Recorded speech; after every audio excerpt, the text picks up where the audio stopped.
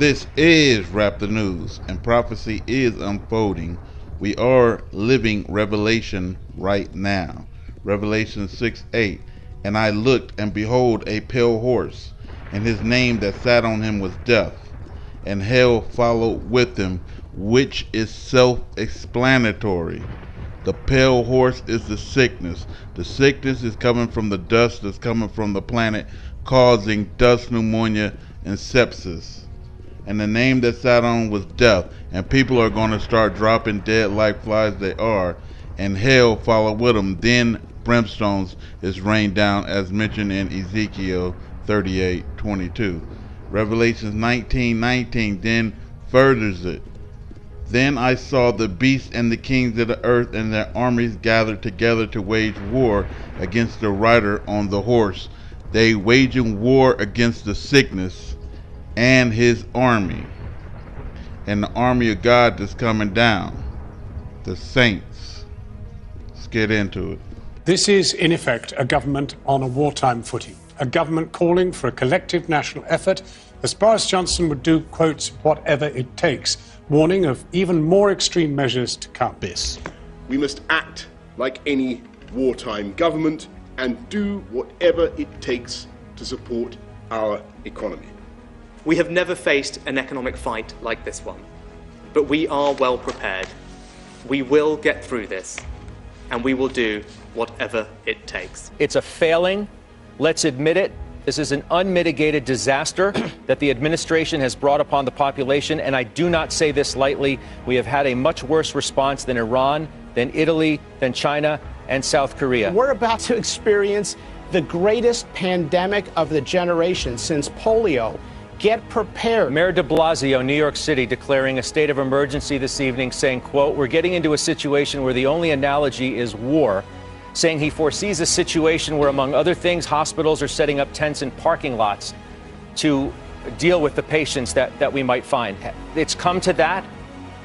Look, I think every household, regardless of what politicians and government leaders say, every household should declare a state of emergency.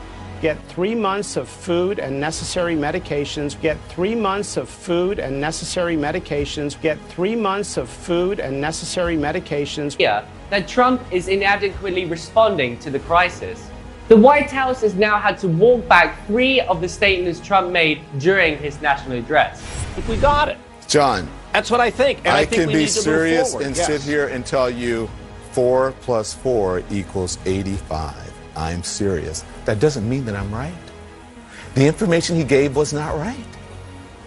You have to come back and clarify several times information that you gave. Listen, I tried to cut him a break at the top of the show. You mean like who's going to get back into the country? You mean that, what is it in the clarification that you thought was so terrible? Tell me what you thought. I didn't was say so I thought bad. it was terrible. I'm telling you that we're in the middle of a pandemic right now. We're in the middle of a pandemic, and every time this president comes out, he gives inaccurate information. So I don't understand why he would even come out and do it. You said the president should stick to the script. I don't know if he stuck to the script or not, but whatever script he read was wrong because they've had to clarify it several times. And I just got to say, if the president came out to calm people's fears, he didn't do a good job of it because they've had to come back and clarify it several times. And this has been going on long enough for them to get it straight. We need straight, accurate information from this president and this administration, and we're not getting it. And I don't understand why you are tiptoeing around it. He came out, gave an address that usually that happens very rarely,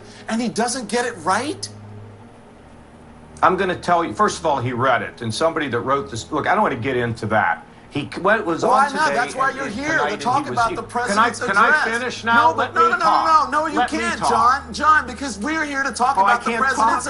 Wait, we're here. I don't want you to go on and deflect and talk about something else. And you said that someone else wrote it. He's the president. Even if someone else wrote it, it should be right. I know he did, and he has to be Don. He put this thing out because there was some confusion out there. Okay. Now there's more confusion, John. And what I'm trying to say to you, Don, we got to move down the road. Looking back doesn't get things fixed. We're not looking back. The president's address was tonight.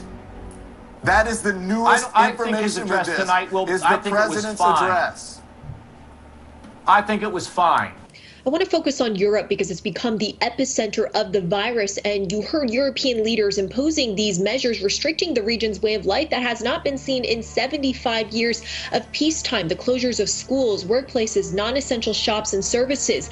Italy, the center of the outbreak in Europe, has been under lockdown for more than a week now. Cases there reaching nearly 28,000. And you have other countries following in Italy's footsteps, including France. In that televised address, French President Emmanuel Macron ordering people to stay at home, invoking war in his address. France is also going to guarantee up to 300 billion euros of bank loans to companies. This comes after Germany is lining up as much as 550 billion of euros to emergency loans to companies. So EU leaders are also now proposing a 30-day halt to non-essential travel. You also have Canada and the UK placing restrictions on who can enter their country. And Trump there, you just heard a massive shift in his tone. This is after weeks of minimizing the impact of the virus outbreak. So I think it's likely to be a gunfight out there. When I look at the world's big central banks, not a lot of them have guns. Maybe the Fed has a bigger gun than everyone else, but the Fed probably has a knife. I wish they had a big, powerful gun coming into this moment. I wish they had more ammunition. I wish for the discussions we've had on this show over the last 9 years, they had prepared themselves for an exogenous shock, because we certainly didn't know this virus was coming.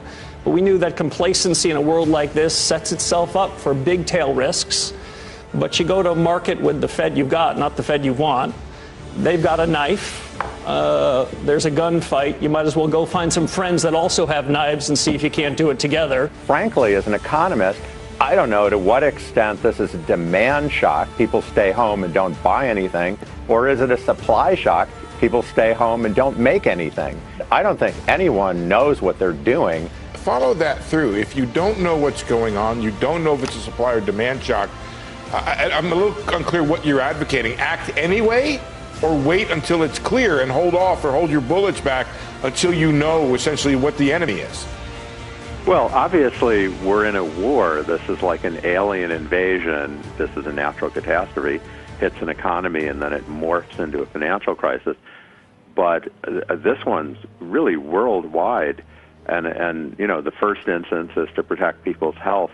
But as you know, you're talking about one story after another at your show, the questions how to prevent this from morphing into something that lasts for a decade.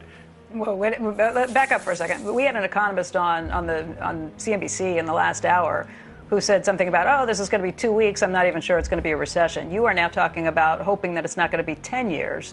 And recognizing that it's going to be a year or two. You got to be kidding that this is not going to be a recession. I know. That's what I thought it was. I mean, we are in a global recession, a U.S. recession, at least, you know, in the sense of a very deep downturn is, I think, a certainty. It seems to me likely that at least the short-term fall will be greater than anything we saw in the financial crisis. I think, as I said a few weeks ago, you know, we pushed the pause button on the global economy. No one, you know, we have all these industries shut down, and you know, we can see millions and millions of people lose their jobs. We can see unemployment go above what it went in 2008. It doesn't necessarily have to last as long, but this is very, very serious. Again, a lot depends on how it works out with the drugs and treatment, but you know, so far we're hopeful, but you know, if we have to do this, shutting everything down, that's clearly maybe the best thing. We're in a war. We're in a war. We're in a war. We're in a war. But it's the economic consequences are just profound. Okay, you heard them talk about waves, and this is the first wave, and the second wave is coming, and it's going to get far worse, and people going to be dropping dead in the droves, in the millions. They are predicting that half of the damn planet is going to die, if y'all really listening to what's going on.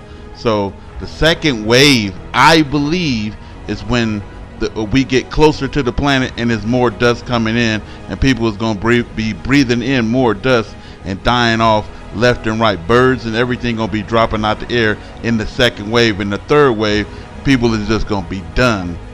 So they trying to get over the hurdle. They trying to prepare before all of this dust, more of this dust come down and people breathe it in.